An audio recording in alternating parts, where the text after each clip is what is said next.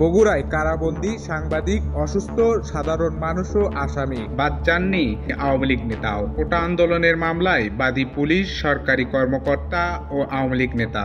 বগুড়ায় কোটা সংস্কার আন্দোলনের কমপ্লিট শাটডাউন কর্মসূচি চলাকালে সরকারি বেসরকারি বিভিন্ন স্থাপনায় হামলা, ভাঙচুর ও অগ্নিসংযোগের অভিযোগে শুক্রবার পর্যন্ত 14টি মামলা দায়ের হয়েছে।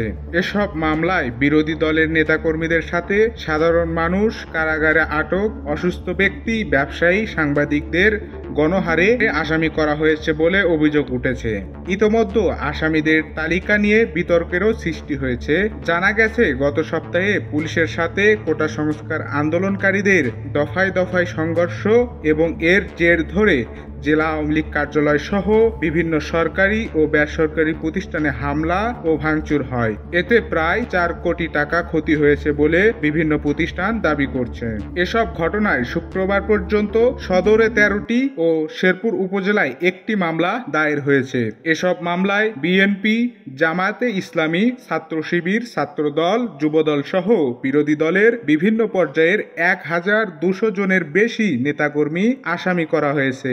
ইতোমধ্যে বগুড়া সদরের শতাধিক সহ প্রায় 200 জনকে গ্রেপ্তার করা হয়েছে। গ্রেপ্তারদের মধ্যে রয়েছেন বগুড়া জেলা বিএনপির সাধারণ সম্পাদক আলী আসগর হেনা। কোটা আন্দোলনকারী শিক্ষার্থীদের উপর হামলার প্রতিবাদে সপ্তাহখানেক আগে ছাত্রলীগ থেকে পদত্যাগ করেন ঢাকা বিশ্ববিদ্যালয়ের শিক্ষার্থী জাকি তাজওয়ার। সেই জাকি তাজওয়ারকে বগুড়া জেলা আওয়ামী লীগের কার্যালয়ে হামলা, ভাঙচুর ও অগ্নিসংযোগের মামলার আসামি করা হয়েছে। সাংবাদিক ইউনিয়ন বগুড়ার সিনিয়র সদস্য আসাদুল হক কাজলের নামও দেওয়া হয়েছে এই মামলায়। তিনি একজন প্রতিষ্ঠিত ব্যবসায়ী এবং বগুড়া বিআরটিসি শপিং কমপ্লেক্সের ব্যবসায়ী সমিতির সভাপতি এবং বগুড়া পৌর আওয়ামী লীগের 10 নম্বর ওয়ার্ড কমিটির সদস্য।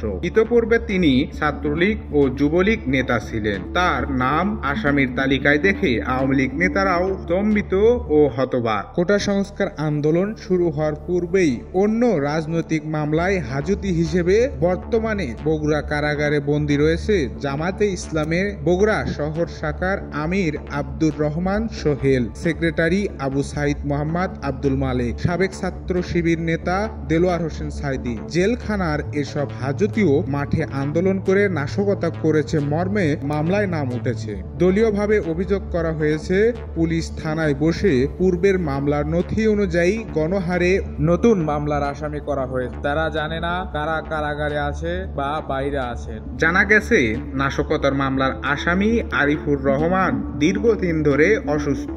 পায়ের হাড় এবং নার্ভ সমস্যাজনিত কারণে ঠিকমতো হাঁটা চলা করতে পারেন না তিনি।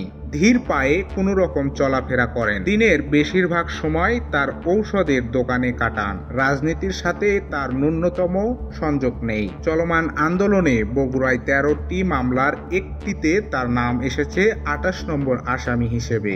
এই মামলায় উল্লেখ আছে, দলবদ্ধভাবে সরকারি কাজে বাধা প্রদান, সরকারি কর্মচারীকে মারধর, বিস্ফোরক দ্রব্য দিয়ে মৃত্যু ঘটানো, পুলিশ হত্যা এবং জনগণের মধ্যে আতঙ্ক ছড়িয়েছেন আসামিরা। বগুড়া কারাগারে বন্দী অবস্থায় কোটা বিরোধী আন্দোলনে কিভাবে যোগ দিয়ে নাশকতা করলেন জামাতের 3 নেতা? এমন প্রশ্নের জবাবে বগুড়া জেলা পুলিশ সুপার জাকির হাসান গণমাধ্যমকে বলেন, বন্দী থাকা অবস্থায় নতুন মামলায় নাম আসার কথা নয়।